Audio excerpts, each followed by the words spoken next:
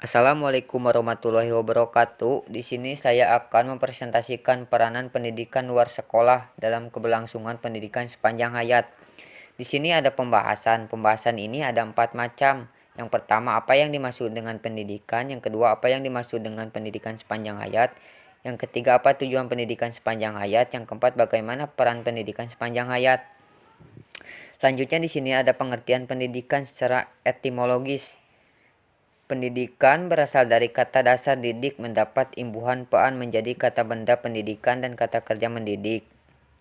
Selanjutnya di sini ada pengertian pendidikan secara terminologis. Menurut Crow and Crow, proses yang berisi aneka macam kegiatan yang cocok bagi individu untuk kehidupan sosialnya dan membantu meneruskan adat dan budaya serta kelembagaan sosial dari generasi ke generasi. Menurut Ki Hajar Dewantara, usaha menuntut segala kekuatan kodrat yang ada pada masa anak baik sebagai individu manusia maupun sebagai anggota masyarakat agar dapat mencapai kebutuhan hidupnya. Selanjutnya di sini ada membedakan pengertian pendidikan menjadi 3 jenis pendidikan. Yang pertama, pendidikan formal. Pendidikan formal adalah kegiatan sistematis berstruktur bertingkat berjenjang dimulai dari sekolah dasar sampai dengan perguruan tinggi dan yang setetap dengannya termasuk kegiatan studi yang berprioritas akademik dan umum, proses spesialis dan latihan profesional yang dilakukan secara terus-menerus. Selanjutnya di sini ada pendidikan informal. Pendidikan informal adalah proses yang berlangsung sepanjang usia sehingga setiap orang memperoleh nilai sikap, keterampilan dan pengetahuan yang bersumber dari pengalaman hidup sehari-hari dan mengaruh lingkungan di dalamnya. Selanjutnya di sini ada pendidikan non formal. Pendidikan non formal adalah kegiatan terkoordinasi dari sistematis di luar sistem persekolahan yang mapan dilakukan secara mandiri atau merupakan sebagai penting dari kegiatan yang lebih luas yang sengaja dilakukan untuk melayani peserta didik tertentu dalam mencapai tujuan belajarnya. Selanjutnya di sini ada pendidikan sepanjang hayat.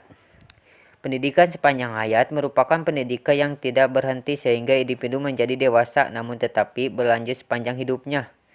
Menurut Delkert 1974, perbuatan manusia secara wajar dan alamiah yang prosesnya tidak selalu memerlukan kehadiran guru, pamong atau pendidik.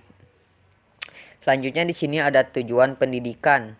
Tujuan pendidikan di sini ada 6 macam. Yang pertama, mengembangkan potensi kepribadian manusia sesuai dengan kodrat dan hakikatnya yakni selalu aspek pembawaannya seoptimal mungkin. Yang kedua, dengan mengingat proses pertumbuhan dan perkembangan kepribadian manusia bersifat hidup dan dinamis maka pendidikan wajar berlangsung selama hidupnya.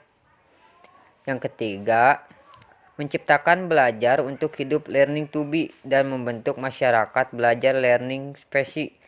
Yang keempat, sebagai pembelajaran mandiri lab learning. Yang kelima, membangun seseorang untuk meningkatkan produktivitas individu, organisasi, tempat kerja, dan negara. Yang keenam, mampu mengembangkan potensi pengetahuan dan keterampilan yang dimilikinya. Selanjutnya di sini ada urgensi pendidikan sepanjang hayat. Urgensi pendidikan sepanjang hayat di sini ada 3 aspek. Yang pertama, aspek ekonomi. Aspek ekonomi adalah pendidikan merupakan secara paling efektif untuk dapat keluar dari lingkungan kelemahannya akibat kebodohan. Aspek yang kedua, sosiologi. Sosiologi di negara berkebanggaan masih banyak orang tua yang kurang menyadari pengertian peranan organisasi sekolah bagi anak-anaknya. Selanjutnya di sini ada aspek teknologis. Aspek teknologis, pendidikan seumur hidup sebagai alternatif bagi para sarjana teknis dan pemimpin negara berkebanggaan untuk mempengaruhi pengetahuan dan keterampilan seperti dilakukan negara-negara maju.